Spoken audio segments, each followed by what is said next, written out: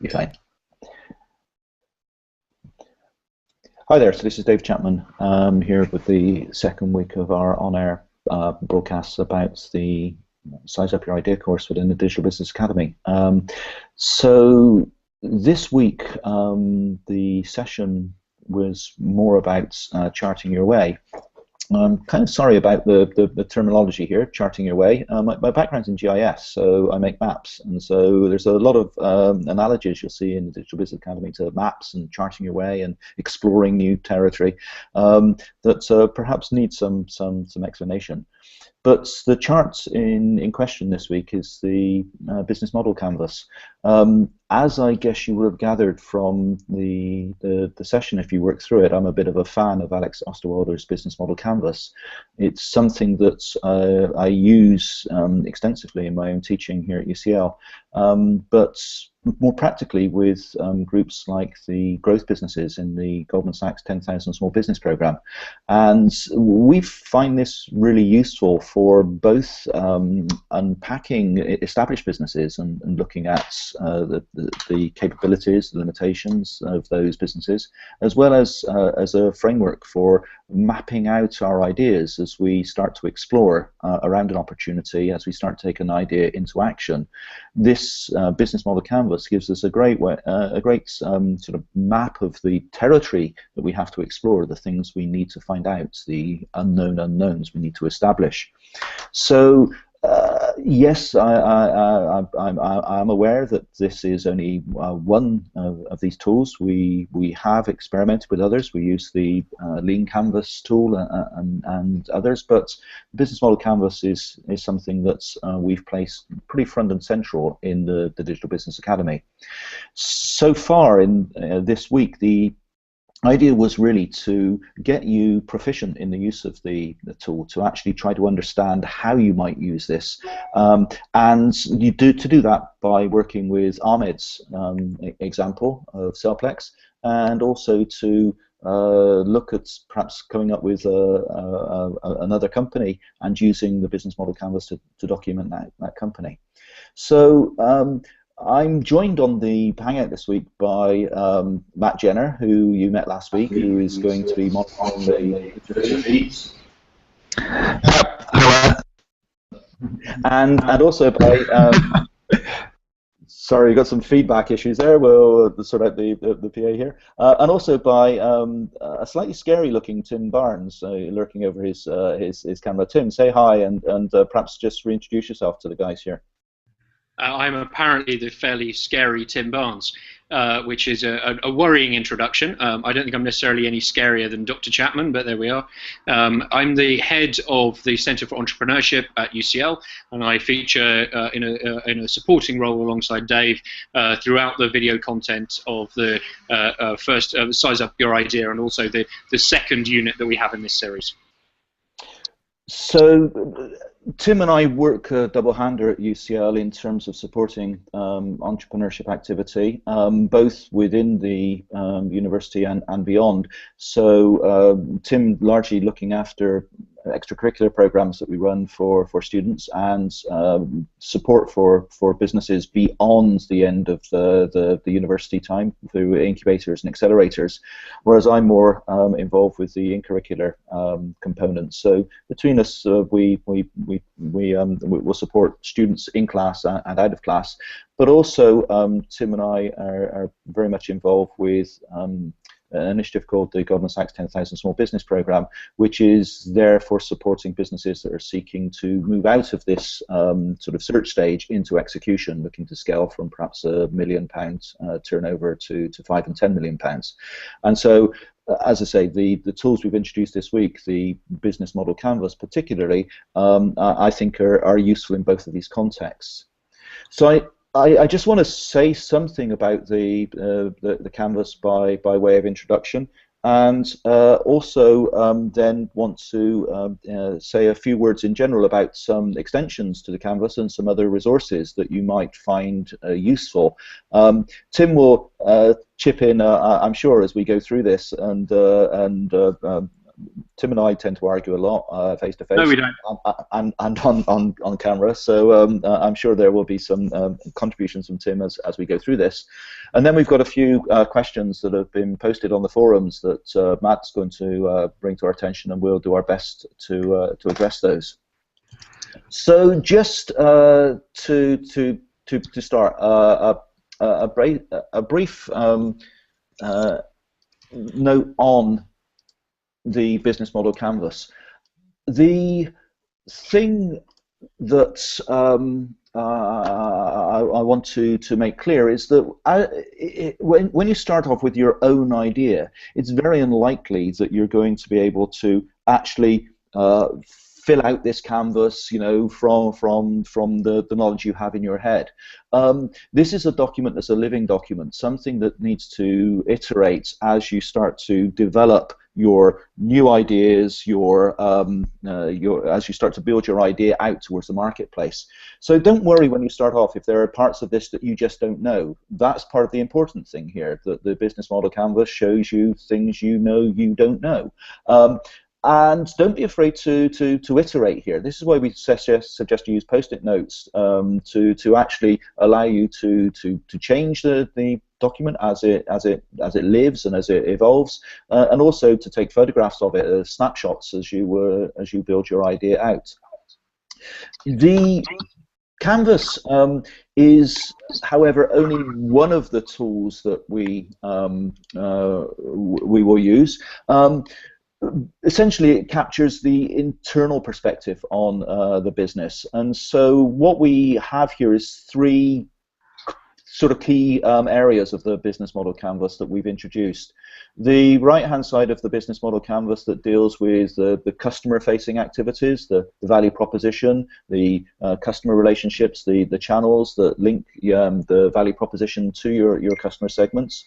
The left-hand side that deals more with the capabilities that you need to develop to deliver those value propositions, and the lower part being about the viability of the business, those things that you can actually, where you make money. Clearly, the important thing is here that you deliver something that the customer needs, but it's also something that you can deliver at a price the customer is willing to pay.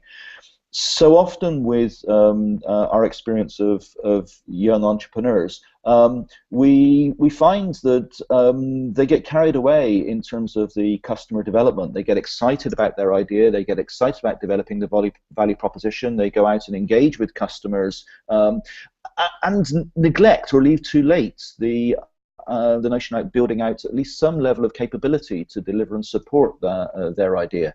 So getting the balance right between customer development and engaging with customers and building out capability through the development of so-called minimally viable products, or MVPs, is something that we will address later on in the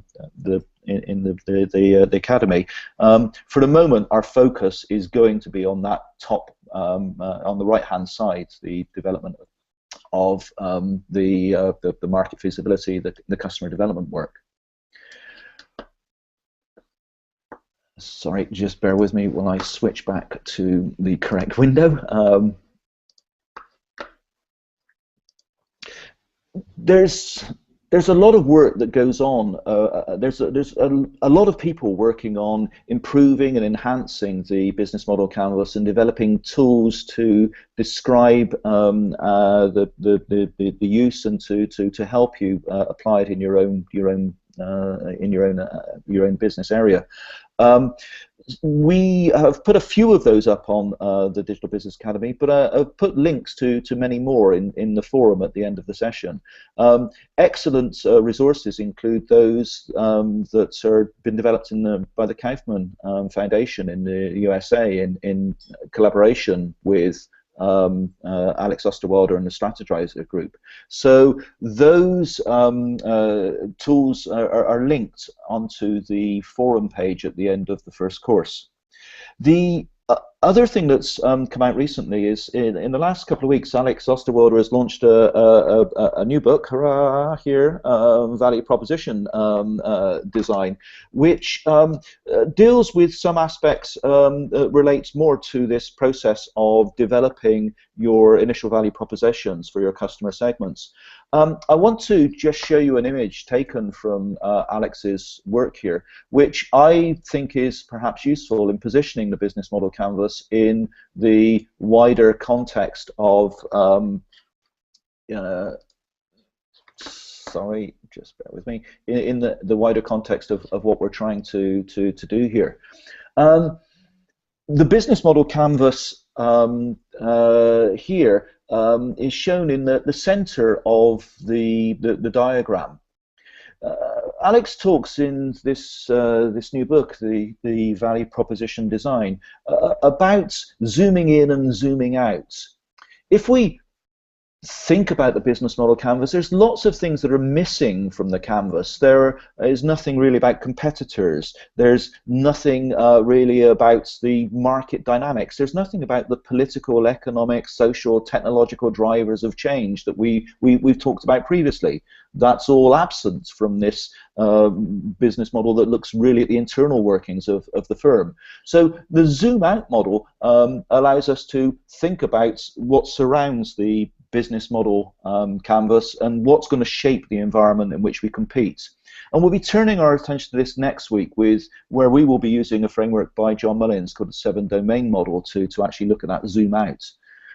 The zoom in component here is really looking at just at the customer segments and developing value propositions for that. And Alex Osterwalder's value proposition canvas focuses exclusively on that sort of zoom in bit.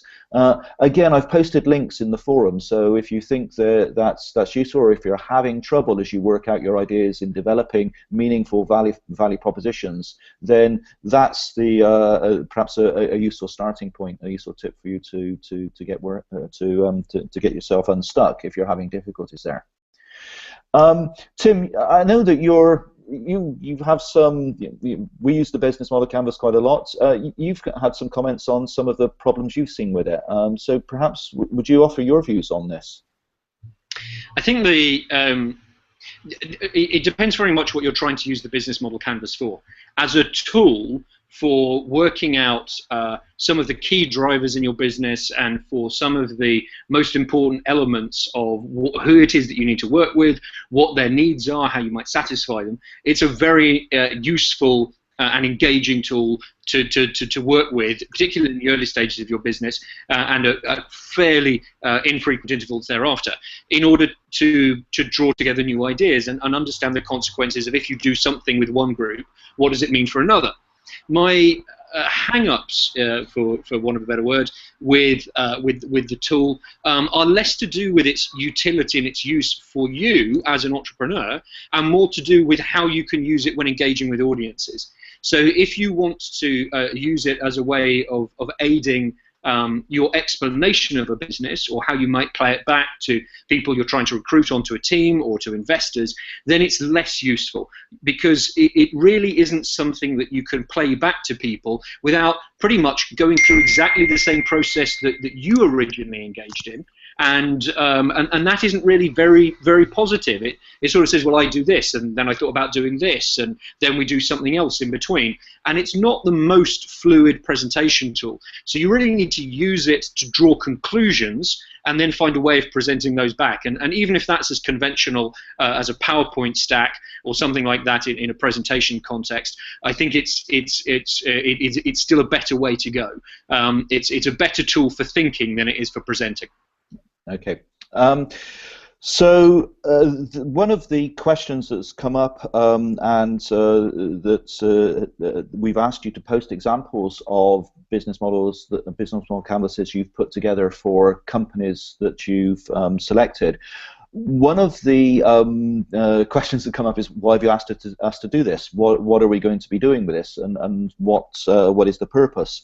The idea, of course, is to practice your use of the tool, but also we would encourage you to comment on the business model canvases that others have posted. So since last week we've implemented a star rating system for forum posts, which allows you to look at the business model canvases that others have put up and rate them 3-star, 2-star, or 1-star. We had a long discussion about what those stars actually mean, but 3 stars means, yeah, cool, you know, it's a double thumbs up. 1 star is thank you, that's a useful contribution. Perhaps if you want to post comments, then that would be useful too. But at the moment, what we want to do is to try to identify those canvases which you think are good exemplars. We've gone in and voted already, but in order to make sure that we don't bias things with our own opinions, we have to have a minimum number of votes before it actually shows up. So I would encourage you to go back to the forum where you posted your business model canvas, your example, and vote on some of the other ones. Take a look at some of the other ones and vote them up or down, and let's see which ones you like, and then perhaps we can bring those back into further discussion. So we welcome your contributions on that. So at this stage, I think there were some questions that Matt pulled from the various forums. So I'm going to ask Matt to just pull off 1 or 2 things, and then summarize all of them. Okay, great. Thanks, Dave. So Akshay has gone back to the previous week's discussion forum to follow up on some of the points that were maybe raised in the first web chat that we did last week. But he asks, what are healthy idea generation techniques? Okay. Sorry. If let me take that and just start by saying, actually, if you look 2 weeks ahead in the course, there's a section on how to generate ideas. Where do good ideas come from? The idea behind the course here was that we would get you to work with some of the tools on other people's ideas first, and then and only then start to look on idea generation.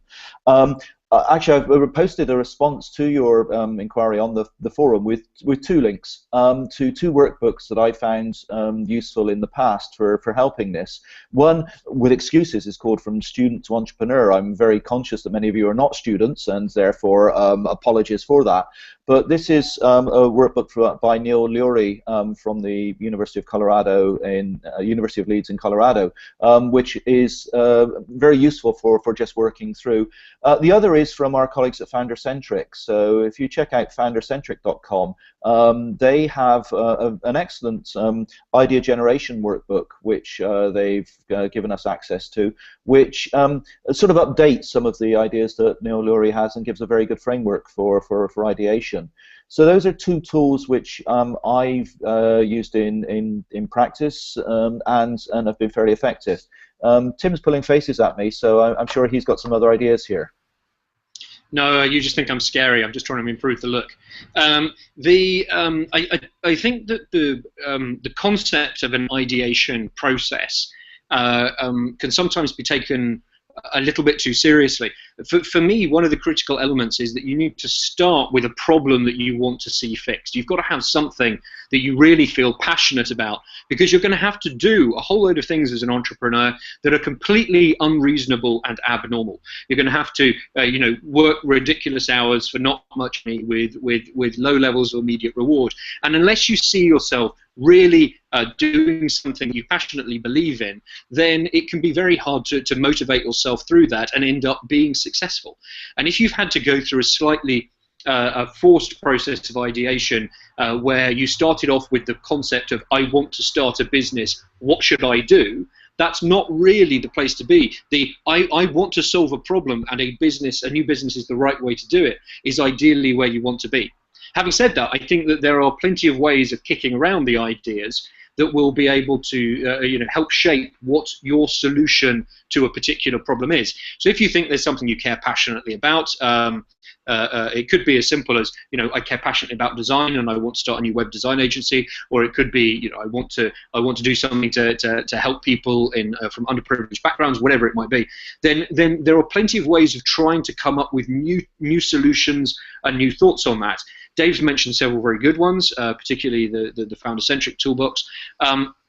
Toolbox, but I'd also look at some of the online tools and services where people post truly terrible ideas, and in themselves they may not be any good at all, but they can often be a way of firing off a spark.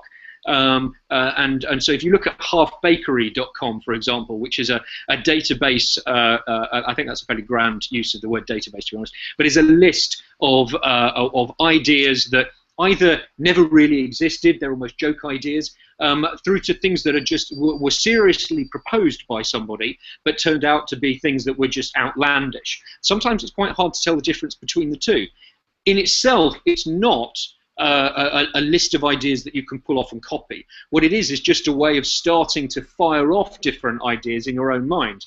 And sometimes that's good. I mean, there is very little, I think, that substitutes for getting a group of people who also care about the idea, or at least care about you, and are therefore willing to engage in a deep conversation, and just discussing it. You know, how would you improve this? Why would you do that? How do you solve a particular problem? And seeing what lives and what develops through that process of discussion and argument. There are other services out there, Ocean Tomo, for example, which is an intellectual property trading website, so you can have a look at some of the other things that are there, and really just, you know, going through those kind of services and online forums just to try and find some sparks of inspiration. This is a creative process, much in the way that people try and find inspiration to paint a great picture or to write a book. It comes from experiences of life, of encountering problems, of things that shape and form part of your character and your experiences, and you react to those by thinking, good grief, this could be better, couldn't it? Or I'm not prepared to put up with this anymore. And it's those kind of drivers that you need to find, and they will usually lead you with a bit of either, you know, caffeine-based idea enhancement, or occasionally alcohol-based idea enhancement, towards some kind of a solution and a new idea. And then, as with all of these, as Dave has said in many of the course materials, the key element is to remember that first idea isn't going to be the one that's right. You keep iterating it, changing it. That's part of the job of the business model canvas that we talked about earlier, and Dave just illustrated, to try and refine ideas and change them. So it's a continually evolving process that starts with that spark of inspiration, can be fired off by lots of conversations, and continues to develop and evolve with time. There's, as ever, Tim and I will agree on this, that you know, everything must come from a problem that you know, you really seek to solve. We often refer to a famous clip by Vino Kozlo, says, "No problem, no opportunity, no business," and at the risk of opening myself to further ridicule, I'm going to go back to another example of the use of the business model canvas. In this case here, one of the things you can do if you work for or in an organization, sometimes there are things that are really screwed up in that organization, and you know it. You know, there's a problem, and that problem leads to an opportunity. And actually, that may be an opportunity either for you to take that problem and solve it in an entrepreneurial manner within the organization, or indeed as an inspiration to go and start something new. So, for example, some things here, you know, the frustration that was observed. Oh, I mentioned this last week. Glasses Direct. I mustn't use that again. If you look at Innocentive, for example, they're looking at, you know, what ideation things should they do themselves, which should be outsourced. If you look at organisations such as Kickstarter, what problem are they solving? Well, this is a way to get sales in advance of production. There are lots of sort of inspirations that come from looking at established businesses, perhaps doing some mapping of those business processes, looking for the pain points in those existing businesses, and then that being a source of inspiration for solving that problem, either within the organization or as a company set up to solve that problem on behalf of an established firm. So always start with problems, and I think that you know, if you start with problems, you have a much better chance of working towards a solution. Okay. Matt, I think we covered that. Can we take the question? Yeah, I was going to say, actually, this is leading very well into the next question, I'm afraid, which is, it came in this week from Emma Sharp, who posted in this week's forum. And actually, it's incredibly related because it's around the idea that once you've got your idea, how can you discuss it with someone? You know, she's asked if she could confidentially discuss her idea with someone. But the kind of challenge is if you've got this wonderful idea, how could you, you've got to keep it to yourself, but also you want to develop your idea. And I think she's concerned that if she uses her idea throughout this course, that she'll be at risk maybe of someone taking her idea and running with it, or that perhaps it's such a niche idea that she'll feel that it becomes vulnerable. So I guess what could you both say about the idea, about the concept of sharing your idea, perhaps with a wider group or community or mentors?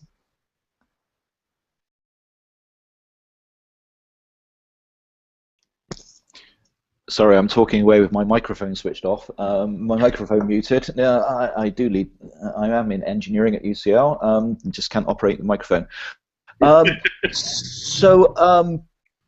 I mean, this is a question that comes up very frequently. I have this wonderful idea, but I'm not going to tell anybody about it. And it's because they may steal it. Well, to be honest, if your idea can be stolen that easily, then that may be a problem in its own right. But actually, most people are not out there looking for something else to do in their lives. Most people are not as passionate and committed to the idea that you're working on as you are. And so, certainly in terms of talking to people about the problem you're seeking to solve, you can go a long way in having conversations that validate that this is a problem that other people have and that they care about and that they're willing to pay about, without necessarily revealing all the details of your solution. And even if by revealing the problem the solution is obvious, well, you're just going to have to work faster and better and harder to outcompete, because you care more passionately about this than anybody else. You need that passion to drive your idea forward. So you're not going to get anywhere, I think, by keeping everything secret. You've got to have conversations with customers to validate the problem, and as you start to build out the solution, you will have to be showing people solutions to get feedback on it. Now, there are some areas, of course, where this may be completely inappropriate advice. If you're a scientist and you've invented a perpetual motion machine on which you can generate a piece of protectable, defensible intellectual property, then okay, revealing that in a public discussion in a public forum is going to jeopardize your ability to generate a patent. But you're still able to talk about the problem that you're seeking to solve and validate that this is something that people care about. Tim, you're nodding or grimacing. I can't tell. Dave, we've known each other a long time. By this point, you should be able to tell the difference. I think that there's as you rightly say, this is one of the most common questions that's asked by people of all ages and backgrounds when they want to start a business. And realistically, I think you're absolutely right. There's a two-part answer. The first part of the answer is the majority of new businesses are not so original that what you're trying to do is actually that big a differentiator. You may have a slightly different take on a particular market, on a particular activity, and that's okay. But if you do have something that is genuinely unique, it's usually in the how you do something. It's not in the what you want to do or why you want to do it element. And that's the key. You can start by explaining to anybody that this is what you're trying to do and why, and they'll take it on trust to some degree that you've found a solution, at least as long as it takes them to work out whether or not they're interested in what it is that you're actually proposing. So if you were going to an investor and saying, I'm looking for $500,000 to start a business, I've got a new dating website concept, it's got a very smart algorithm that helps you to match people, that's the how, that's the unique bit. And what you'll really need to do is to explain to people that if you can do this thing that you say you can do, would it be of interest? Is it solving a business problem? Is it the basis of an idea? And if I can do it, would you be interested in investing? And only if they say, yes, that makes sense to me and I want to pursue this, do you have to share with them the idea itself. And that's only to the degree that you need for them to get confidence with it. So when you first have the conversations, there's no need to go into that kind of disclosure. And that takes me on to the second thing, which is the nature of non-disclosure agreements or confidential disclosure agreements. So a confidential disclosure agreement, a CDA, is the legal piece of paper you sign when you want to be able to tell somebody about what a particular idea might be, something new, and you're trying to legally ensure that they don't go and talk to other people. Now, in practice, these are very, very hard things to use. It turns out that actually explaining and expecting somebody to sign one of these pieces of paper in advance of telling them anything is very tricky. After all, if you're an investor or you're somebody who works in the startup field, you're seeing new ideas all the time. And being able to say, I promise not to talk about this, or I promise I'm not doing anything about it, before you've seen it, isn't something that most people are willing to do. It's just not practical. There's also the difficulty after the event, if they did go and blurt something out, that you can trace it back to that individual.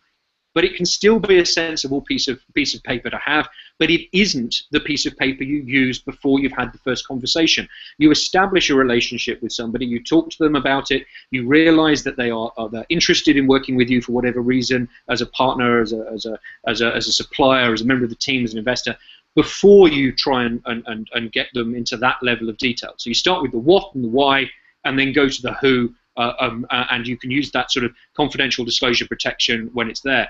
As a final note, just don't rely on the concept of being able to download a suitable CDA. The majority of those kind of documents that exist on the internet are American in origin. The legal code, wherever you are, may not be the same. They may not apply. It can sometimes be more damaging to have a bad one than to have nothing at all. So you're in the area where if somebody is having a serious conversation with you, and this is something which might actually lead to a genuine piece of commercial activity, then it's worth investing the time to find a lawyer and do it properly. I don't often say it's a good thing to spend money with lawyers. They can often be the downfall of many startup projects, but this is one of the areas where you really need to think about this if and when you get to serious conversations. So this reckons me to have to go back and just double check with you both on a quick answer. Should Emma develop her idea with the course materials or in parallel? I'm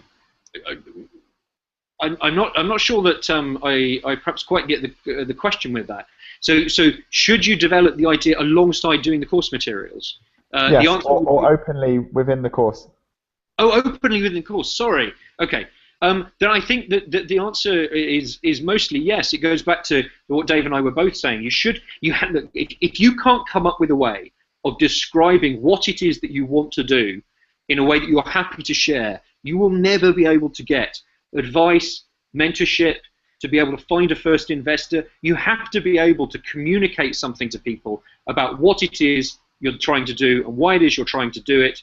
You can bypass the how if you need to, but if you can't do that, you're going to really struggle, and you need to work on a way on being able to develop a communicable version of your concept. Did you prefer that, Matt? Was that more helpful? That's great. Okay, so I'm going to jump on to a final question maybe, which is from Summer, and they ask, is pitching for non-funding partnership different from pitching to VCs for funding? Yes. Yes. Yes. Tim? I was just going to say, Dave started this by saying that we argue a lot, he and I, and this is true. We're doing the best to prove ourselves completely wrong and show ourselves up as liars by agreeing on almost everything today. But yeah, it is totally, it's different. Your audience, you should always speak to your audience, and if their motives are different, you're going to say something different about what it is that you're doing. The basic outline of an idea, the concept of what it is you're trying to do as a business, the audience, the problem you're solving, those things may come at the beginning of a pitch or a presentation in almost any circumstance. But everything that follows from that is likely to be different. So if I'm saying, I'm going to start, what was the example I used earlier, an online dating site, and why it's different. I start by talking about that. I explain what I'm doing, who it's for, why it's different, the problem I'm solving. And then after that, I'm going to say different things depending on whether or not it's a sales presentation where I'm trying to win over sponsors or individuals who are looking to, I'm trying to encourage to join the site. I would say different things to the people that I'm trying to present to about the amount of investment that I need now, the hurdles, the challenges we're facing, how it might be staged, what percentage of equity they might receive, where it goes next, what the future funding needs might be. Those are all things that are relevant to investors that wouldn't be necessary if I was then talking to, say, potential employees, where I might be talking about the sort of reasons why they might want to come and join us and so on. So the context of your pitch, how far you are down the line and who the audience is, matters hugely to what you're saying, when you say it, and you should always try and address it to the audience. It's a bit like doing the covering letter on a job application. The guys who do the copy and paste job and send the same letter to every firm are the ones who don't normally get interviews. The ones who tailor it to the company and they say, this is why I want to join your company, to do this job for you, those are the ones who excite and interest people and progress. Are we going to argue, DC, or are you going to agree with that too? I'm going to agree with that and even turn my microphone on to do so. Yeah, I think I'm square with that. I've got just a couple of comments that relate to other postings.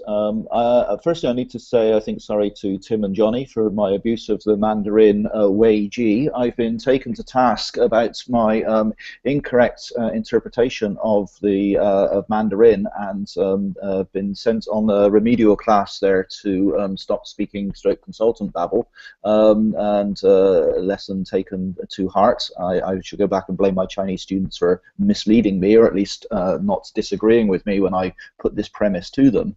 Thank you. Doesn't that also mean you've got to change at least 10 other work presentation slide decks for workshops we've used in the past?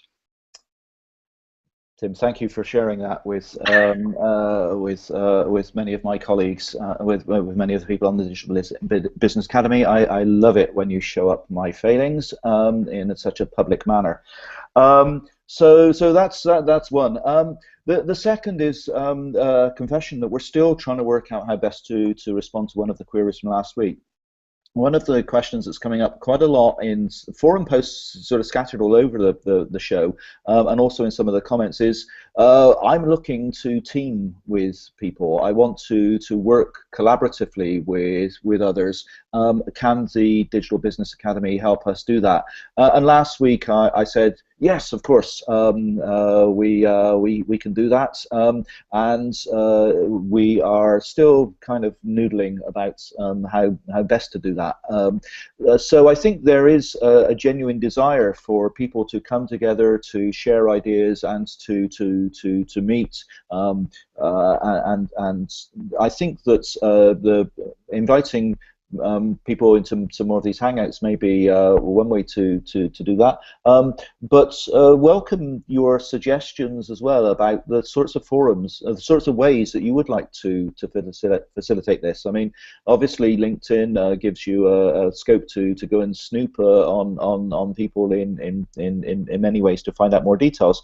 And we would encourage meetups offline. We may get as far as inviting you all to some of the Silicon Drinkabouts and things we have in London, but of course that only addresses our local community. So we welcome your ideas and suggestions as well on how to support you in this clear desire to find like-minded folk who you can hang out with face to face as well as online. So that's still really a work in progress, and but please feed in your ideas. You'll find one of the forums is about how do I find co-founders, and we'll flag that more clearly on the site. Matt will flag this more clearly on the site when we during the course of the week. Tim, do you have anything by way of conclusion here at the end of the session? No, I think this is. in terms of great insights and following on from the questions, probably not. I mean, I wasn't able to join you last week for the first of these, and I'm sorry about that. I've actually quite enjoyed it. But it would be, I think, really positive to try and find other ways in which we can have these kind of conversations, and particularly if there are specific aspects that might be of interest, as you were just encouraging people to do, to let those be known to us, and to perhaps try and vary the presenters a bit with particular domain experts. So if we are able to find a cluster of issues, perhaps around marketing. I mean, some of the ones that we've talked about today touch on some of the legal issues, for example, around starting up and disclosure and those sort of things, and maybe there's a call for that. And there might be other activities and thoughts. And so if we can bring in some other guests from time to time, that might be worth doing. But if I'm guilty of a lack of imagination in this, I'll accept that and would look forward to any better ideas that any of the participants on the program that may have. So I think in conclusion from us, please reach out. Please use the comments to come back. We'll post this video as well. We will signpost more clearly the forums where we will be taking the questions from for next week's chat, and hope that we'll see you soon. So for now, it's bye from me. And bye-bye from me. Bye-bye from me. Thank you. We've got to come up with a better sign-off than bye-bye. But have a great entrepreneurial week. Bye.